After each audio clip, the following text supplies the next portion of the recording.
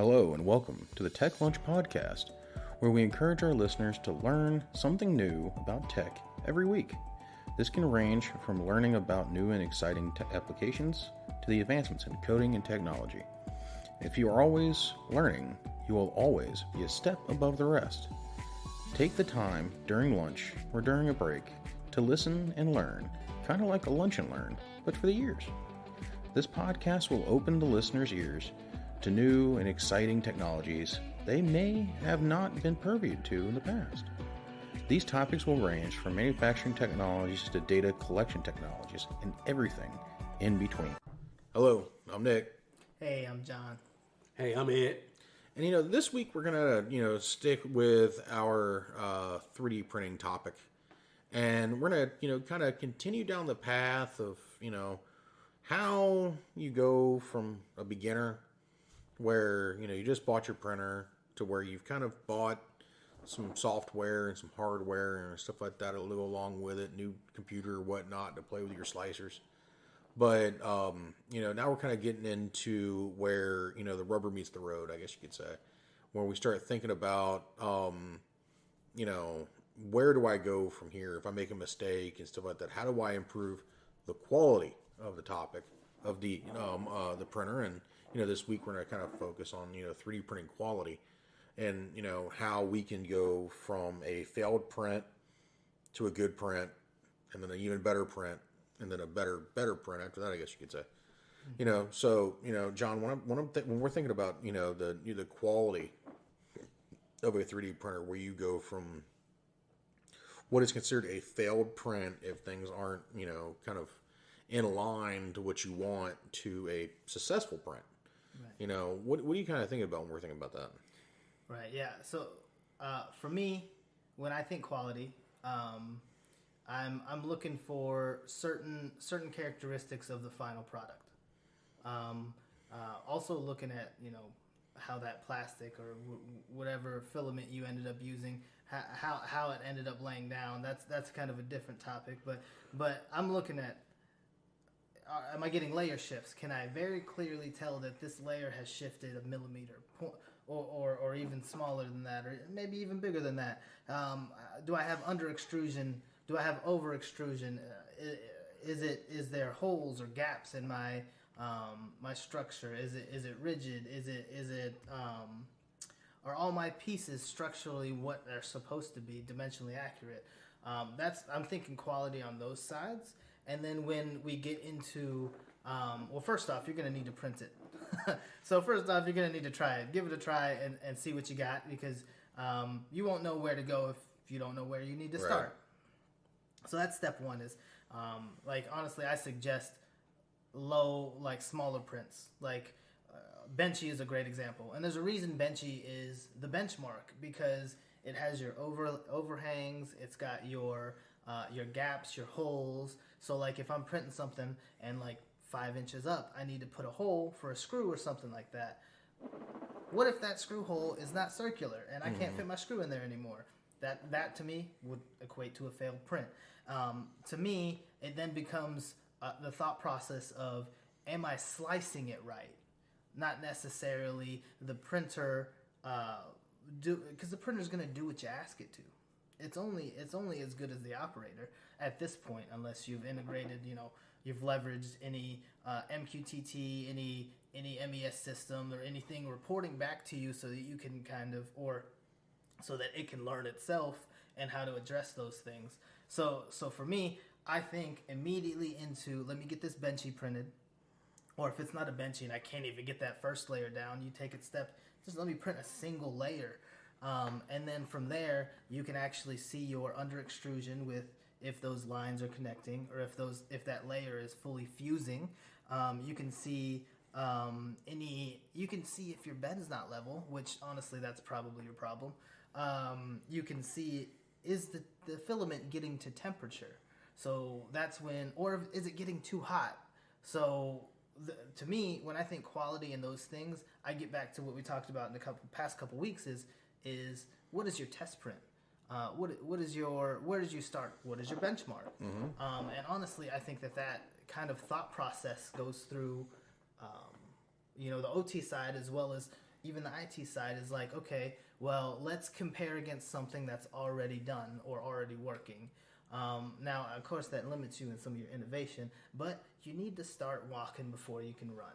So, as far as the quality goes, Ed, like, what are you immediately looking for in your prints? Or if you were to say, I want to buy this print, or I give you a file, I've modeled it, I need to rapidly test this prototype, what would you be looking for as far as the quality is concerned?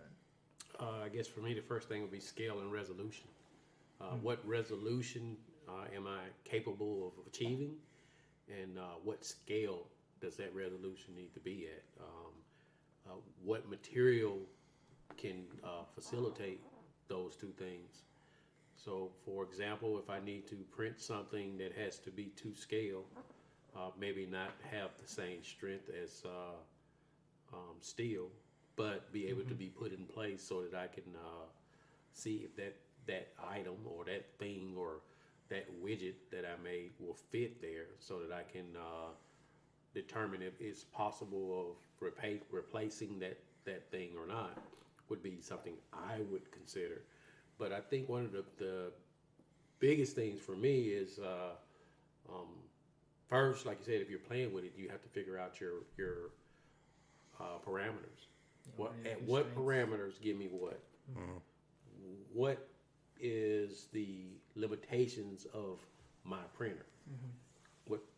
What range can it, if it cannot go above 300 C, or if it cannot go above a certain temperature, then I'm limited in what I can do. Right. If I need to go over that range. Right. If I need to have a bigger bed or a bigger area, I need more than 300 by 300. Mm-hmm. How does that affect what you print? I mean, you make a good point, because for me, I think there's a lot of people already doing, like, if I have a 200 millimeter by 200 millimeter, which is roughly about 8.5 inches by 8.5 inches. If I have that square build surface, build area, you raise a good point. What happens if I have something bigger than that? What do I need to do? And you absolutely can slice those or cut those and print them in separate pieces. But then the added caveat of our topic is what does that do to the quality? Mm-hmm. You're adding a point of failure there. Right. So I think you make a good point that determines if you need a bigger bed. And if you think about it, I'm one of those type of people that, you live and you die by data. It's just, when you start talking about, 3D printers and stuff like that, for me, it's repeatability. It's the fact that I can hit that button, 1,000 times and tell a darn thing to print 1,000 darn things. I wanted to do the same thing 1,000 times and not deviate from the common goal. Mm-hmm. I want to have, I want to be able to measure via my KPIs when I'm printing something. Have I hit first time completion? Have I hit it, first time quality? Have I taken all of this data and kind of taken it all and thrown it into one spot? And what do I have to back on that? I know where I started and I know where I'm going. It's like I want to be, and the thing is that's why I think that, once we start getting into, higher level systems to be able to control this type of stuff, you have to start thinking about, is my system going to take care of my quality for me? Is it going to track that? If I'm going to hit a button, I'm going to tell my printer that was a failed print, start over. Does it automatically record that and tell me that, okay, cool, I had one quality failure, I had one nonconformity. If you really want to use in the automotive standpoint, you're talking about nonconformities. It does not meet the audit standpoint. It's not considered first time complete. It requires a rework to it and a little bit of extra, attention, to what you want to do. It may not be 100% complete from the rip. We know that. You still have to do some finishing and stuff like that to get it kind of where you want. But the thing is if you have a first time complete print where it is dimensionally accurate, where it is strong, it is, to the standard that you want to print to, you should be doing less and less post-process finishing at the end of it. So you're doing less rework on the end of a finish, on the end of a print. So, that's just, how I look at it, because I look at the fact that you start talking about, data, data should be the common denominator when it comes down to quality tracking. And also when you start talking about your KPI generation and stuff like that, especially if you're going to do this from a hobbyist standpoint to a major scale standpoint, where you need to be able to track that stuff to see where your process versus waste is, and how you can get into that, that 5S type mentality, and stuff like that, and the Lean Six Sigma methodology of, how many times am I going to fail before I pass, stuff like that. You start digging into that. Yeah, I agree, and I think that is a good way to kind of step into automation, or if it's not automation, I mean some type of, we've talked about it before, machine learning. I think that it should be possible for your printer to scan an area and understand what's in there. Now I don't know if that's anything that's currently happening, but it should also be able to kind of adjust the quality based on that. Mm-hmm. We've talked about it before, adjusting like the flow, but that kind of gets into another point that I wanted to kind of bring up as far as the quality goes. Is we've kind of not really harped on it, is not every brand of like PLA filament is made the same. Not every brand of PETG is made the same either. So honestly, you could be flawed from the start. If you have some cheap, and honestly, I said this the other day about one of my prints. I was printing one of those dragons. I said, this is the cheapest PETG I've ever had. And then I printed a couple more things, and it was the smoothest prints that I had ever seen. I had just never given it the chance. And it was after I adjusted some and tinkered some settings in my slicer, things like, what is my retraction speed? What is my, I know it sounds funny, deretraction and then extrusion technically could be the same, but they kind of have different caveats on when the nozzles are moving or extruding at the same time. So it's kind of two different things. But when I'm doing, like, let's say, for example, when we talk about the high level things like a time lapse, mm-hmm. If I'm time lapsing this thing and I want the nozzle to move out of my picture so I can take a picture once that layer's done, and I want to take a picture every time a single layer's done, then I need to number one, what happens about my nozzle? Is that temperature going to maintain? Mm-hmm. And if your temperature's maintained, there's going to be some leakage. So is there a purge that you need to do? And then that's when we start adding some of these things where we're trying to add these features. Yeah. We're working with this filament that may not be the perfect filament, or we haven't really worked with, but we don't know exactly what's going to happen. And that's why the massive data analytics is very important in that piece too, because I've done the time lapse with several different filaments, and some of them I've adjusted the retraction speed, and some of them I have no retraction. So and they come out with different varying levels of, let's say, quality. For me, nothing's ever perfect, but to me it's more of trying to increase your quality at any given point. Like, hey, this sphere didn't print out as a sphere. I need to figure out why my supports are so trash, or am I using too much filament on the support versus the actual structures? There are too many points of contact, which is creating more of a gritty feel. But that goes into massively leveraging your data that you're getting into your system, while also thinking about the quality of the filament that you're putting in there. So for me personally, there's maybe 5 or 6 filaments that I'm this is money every single time. I don't even have to mess with my settings. I've even added set configuration INI files in my slicer that will be okay, so this is when you use 3D Solutech. This is when you use atomic filament. This is when you use Sunlu or this or that. But honestly, it needs to be that side, and you won't know that either without using it so many times.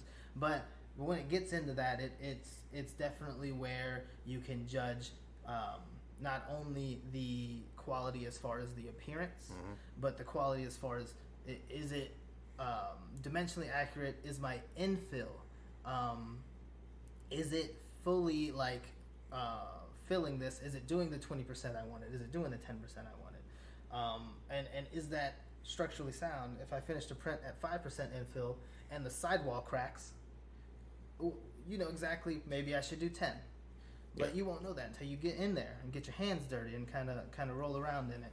Now, we talk about the inputs, and I know we've kind of not even talked about additive manufacturing in a while, but I kind of wanted to also pivot into another idea that Ed actually brought up. I mean, I'm not as well versed on the resin side of things, but there's one thing that we've been thinking about, and we've actually been like, he brought an idea that kind of flipped our thought process upside down. Instead of thinking about we're making the model, what about we're making the mold, and then you use your material, or I don't think it would work with anything molten metal, to be honest with you at this point.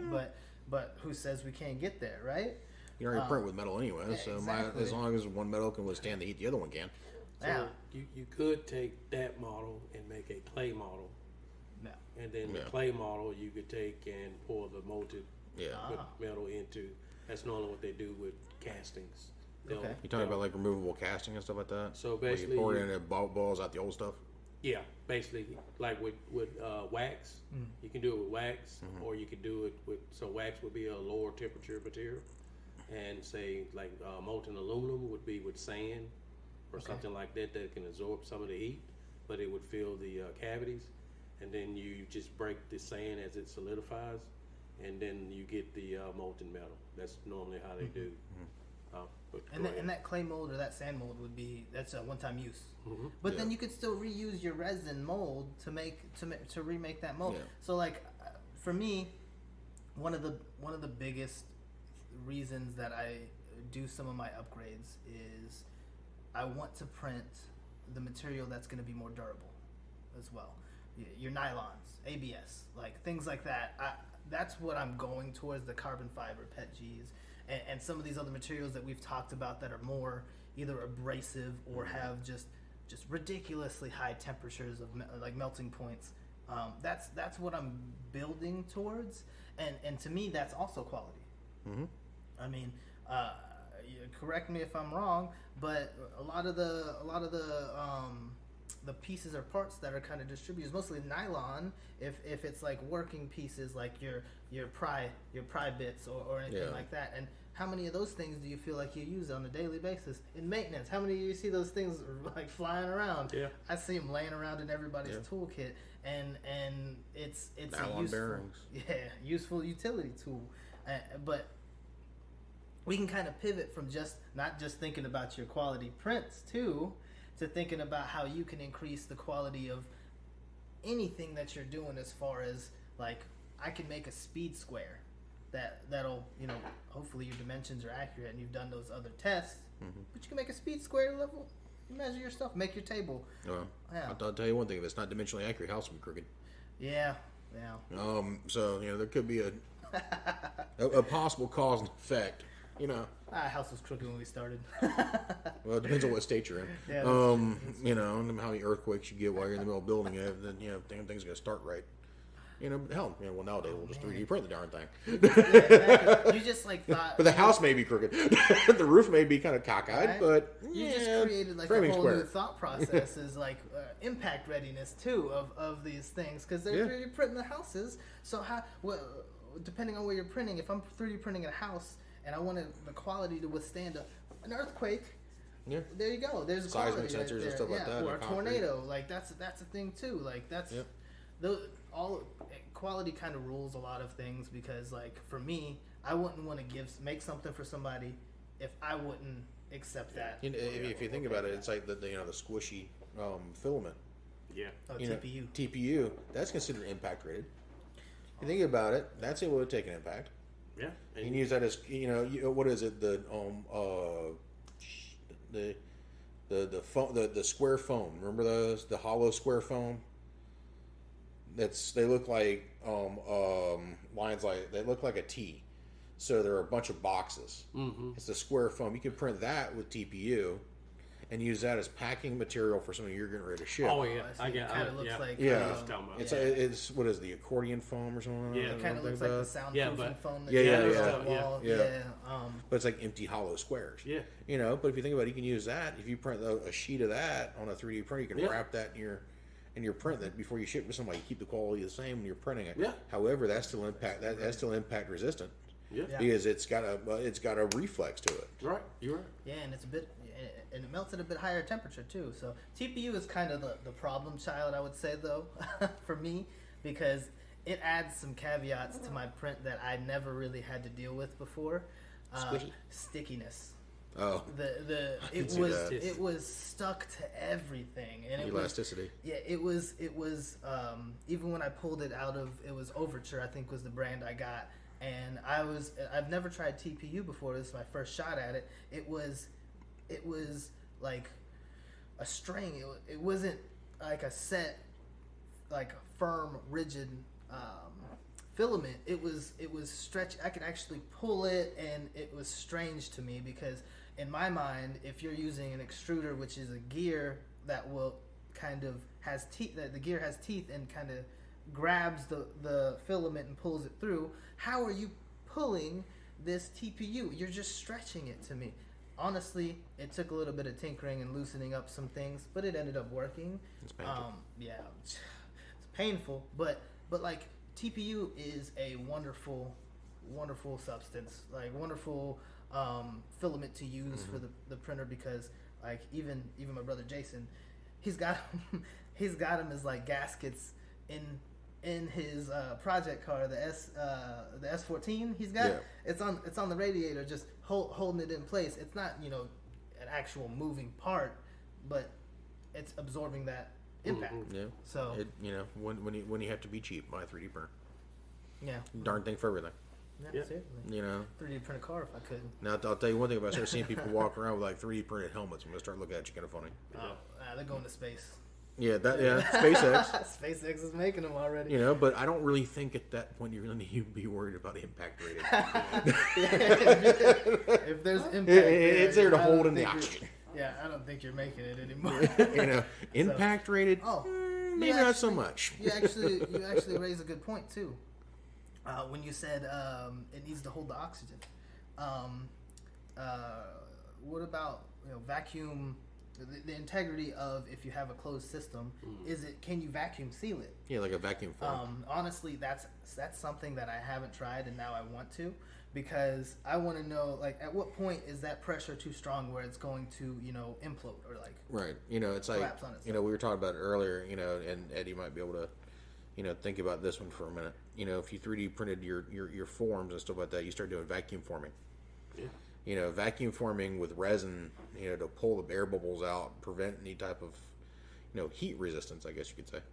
It's just, that's something that I think, in the world of manufacturing would be a game changer. Yeah, I think the big thing for when we say manufacturing, and we say small scale, or we saying what we know today. Yeah. Large scale manufacturing. With large scale, even replacement parts, if you think about it. Yeah. Vacuum forming replacement parts would be great. I mean, that would work, because for me, the idea would be right now, one of the biggest aftermarket parts for automotive that they do in the plant is bumpers. Mm-hmm. Oh yeah. That they sell bumper sets to collision and repair. If you were able to take that from being injection molding and make it to where you could 3D print it, but 3D print it in a reasonable time. Yeah. That's the issue with 3D printing, or maybe it's something you can do with resin printing on a bigger scale. Right. Yeah. Maybe with resin printing you can do it on a bigger scale, and maybe you incorporate some heating process that makes it structurally sound. That would be my question. Yeah. But I definitely think it's possible. Yeah. Is it 2022 possible? Yeah, in my head, but maybe it's more like 2025 possible. Yeah. Think about it. We're using press forming for, carbon fiber now, using 3D printed molds and stuff like that. They're using these things in building, like the gear covers for Ducati race bikes. Stuff like that. Some of these small teams and stuff like that. Your sprocket covers, stuff like that. Your transmission covers and whatnot, because Ducatis, you're a dry sump versus wet sump, type of thing. So it depends on what you're dealing with. But if you think about it, all that is done just with a 3D print, a little bit of resin, and some carbon fiber, and a press. Well, he was talking about flexible. What about the mouthpieces they use for teeth straightening? That would be perfect if you could make it food safe. Yeah, I was gonna say you touched on the topic, because that was the next thing I wanted to chat with, was like, because we talked about, is something going to be vacuum sealed? At this point now, it's like, okay, I want to print a bowl. Can I put this bowl in the microwave? Can I put it in my dishwasher? Like, can I eat out of it even? Those are real questions that have been asked, and actually, like, most people haven't really tried it. But we looked it up. Nick found several filaments that are, FDA approved. Yeah, FDA approved, microwave safe. Not all of them, of course. Because fundamentally, that's what we're doing to make the print. So that's how you undo the print. Well, I don't know how many people want to get married and say, hey, guess what? We're gonna go get plates and bowls. No, I got a 3D printer. We'll be here a while. Don't worry. We're gonna get takeout for the next month. Why I'm making why I'm making an entire dinnerware set out of black freaking PLA. Like, I don't want to do dishes anymore. I'll just print the next one. Right. Exactly. Would that be considered a disposable plate? See, that's a gray area right there. I would say this: if you can reuse it and grind it down, and some of those PLAs were biodegradable too. So absolutely. Cardboard. I would say the thing when we're talking about quality, when we say quality, like you said, it's not like how durable it is or how long will it last. Sometimes quality means, hey, what was the impact of making this thing? Right, exactly. How did it improve the quality of life of somebody else? Mm-hmm. So what if you were able to 3D print, it's not there now, artificial heart? Yeah. Mm-hmm. What if you were able to 3D print an artificial kidney? Yeah. Artificial lungs. It hadn't been, I don't think it's been done. No. I don't know the feasibility of it, but scientists would be able to take these things and print them and run fluids through them that simulate human blood and see how they actually work and see if it's something that's possible. And think about how you can use that if your quality of your print is dimensionally accurate and usability accurate, we'll say, pretty much how well you can use that type of stuff if you're talking about like in medical school. Yeah. That you can play with it and stuff like that.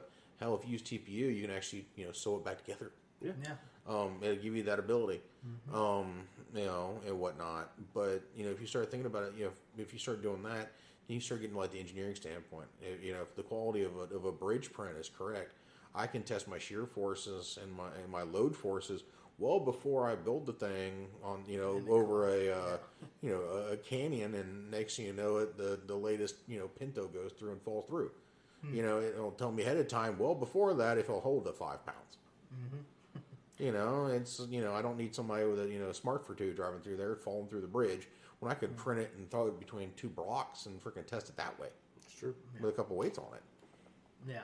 Yeah, and I agree with the point that you made earlier, Ed, about the time to completion. I would say we talk about first time completion. Mm-hmm. Yeah, you want it to finish the first time, because if you have to do it again, it adds. You double in your time effectively. But how do we decrease that initial time? Those kind of pieces are not really. I want to say like strictly. You adjust this knob or this setting or this. It's kind of a combination of things, and you kind of get deep into the firmware with that. And we'll kind of get into the firmware of a 3D printer at some point, because that's a whole nother box that we need to kind of open. But you can kind of adjust those things where it's, let's say, I'm tired of you overlapping your path. Like, why are you doing extra work? Why am I doing, quadrant 1 up here in the top left corner, and then doing quadrant 2 in the bottom right corner to go back to quadrant 1 and finish what I was doing, then go to quadrant, it doesn't make any sense in some of them, and honestly in some of these slicers you can see the path that it takes, and in the Octopi you can actually move with the levels or the layers and see the actual movement of what the nozzle is going to do, so you can see, hey, I don't like how many times this crosses its own path. Because then if you have any issues with what we talked about before with over extrusion or under extrusion, if it's under extrusion, you're going to take some of that with you because it's hot and it doesn't have the filament to dissipate the heat because it's not getting the filament it needs, or you're too close. Those are the two reasons that would happen. Here's an ideal that it's two ideals, really short, that we're gonna let Nick elaborate. So one ideal is, what do we use when we re-enter the Earth's atmosphere from space? Ceramics, right? So why haven't we leveraged not a ceramic coated tip, a actual ceramic tip? Right. You start dealing at that point. You start dealing with ablative, surfaces and stuff like that.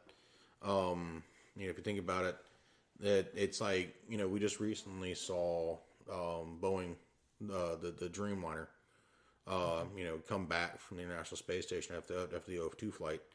They have an ablative heat shield, so as they come through the Earth's atmosphere, the actual heat shields will actually ablate. So they turn into a gas. I know we're kind of going over time here, but it turns into a gas. So the thing is, so it creates a bubble, around the spacecraft, and on the sides of the spacecraft, it's only at 300 degrees. However, underneath it is 3,800 degrees, while the inside of the capsule is still nice, balmy 78. And a bunch of people plugged into an AC unit. It's one of those things. But they've actually over the years have actually taken some of that ablative technology and stuff like that and actually 3D printed heat shields, as tests, and it's actually worked pretty well. So that's definitely something that's out there. I just think if someone was able to leverage a ceramic tip, tip stuff, definitely. That was here's the reason. It's two reasons. If I was able to electrically change the properties of a tip to work differently at different temperatures, so effectively I could make this tip be at a certain temperature, which would help with the solidification of the film, or would keep it in there. So it wouldn't allow it to drip, because that's the thing. Going across, if I'm doing a circle, you will probably never have a problem doing a circle. Just keep going in a circle with a 3D printer. If I'm doing some shape that's hollow, I'm going to have limited problems, depending on how I go. However, if I have a shape that has depth to it, it's three-dimensional, then you run into problems. But I just want to pose the last question, because we're sorry for running over. Just pose the last question. Here's the last question. What if we were able to control, if I can't control the tip, what if I could engineer a filament that could be controlled by temperature?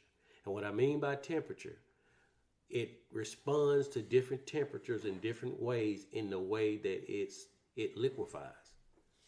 Okay. So I don't have to have a TPM. I can make one filament that I can control by temperature to be any type of filament. Not glass, not wood, not metal, just flexible and solid. Isn't there like a silly putty like that?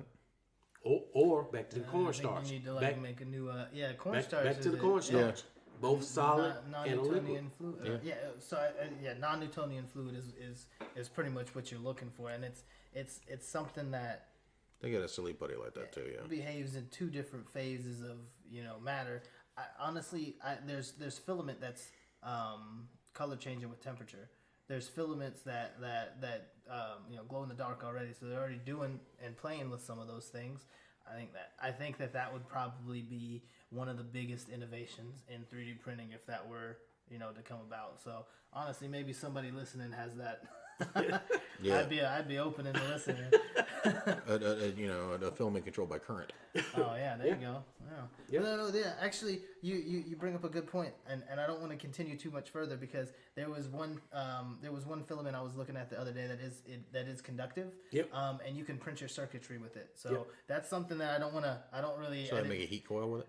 No. You can print a actual. No. I mean seriously, if you have it. Oh yeah, you could. Yes, you could. Make a heat coil. Yes, you could. You would have to have the right the right metals because a heat coil is made up of special metals. Right. Be electric forge. Is what it's pretty much what it is. Electric forge. You could. I just got a little excited about that because I saw it and they were showing me that on the internet. So yeah, anything with 3D printing, I'm gonna look at it. So but I guess we'll stop squirreling, at the moment. But I want to take the time and say thank you. We've been doing a lot of research and seeing who's all listening to us, and what areas everybody's coming from. We want to say thank you to everybody, across the U.S. and globally. At this point, we hope that you continue to enjoy the journey, that we're going on. As we go from subject to subject, we're kind of on our 3D printing elongated rant at the moment. But, we'll go back to some of the stuff we were talking to before between the IT and the OT stuff. And then, we'll see where we're at from there. But, we hope that you, kind of stick with us through this journey and, join us on, the social channels and also on YouTube and, see where we go from there. That's definitely in the description. And, if anybody else comes up with anything, we'll add their stuff to the description too, as long as they're with us. But, I'll turn it over to Ed for our final closing words and our the charge of the week, I guess we could say. So I'll leave you with this thought: man teacheth machine. That's when we know machine learning is working. When I can show a machine how to play tic-tac-toe and not simply follow what I did, and it can actually compete with me on that level. It's there a little bit with AI, but not machine learning. And then the other thing I would like to say is, we have not forgot about the $300 3D printer challenge. We have a few more items to get. The list is almost complete. Once we get the list complete, we'll do a reveal, explain our mentality and why we did what we did. You may disagree with some of the things, but it's okay. Everybody do things different. And as always, we appreciate you guys sticking with us, and thank you for the support. Thank you for listening to the Tech at Lunch podcast, where we hope you learned something about tech during your break or during your lunchtime. If you did, please give us a follow to prevent missing future episodes. If you have any ideas or something you want to hear or learn about, please send us a show idea to podcast@vulcanara.com. Hope you have a good rest of the day and continue learning.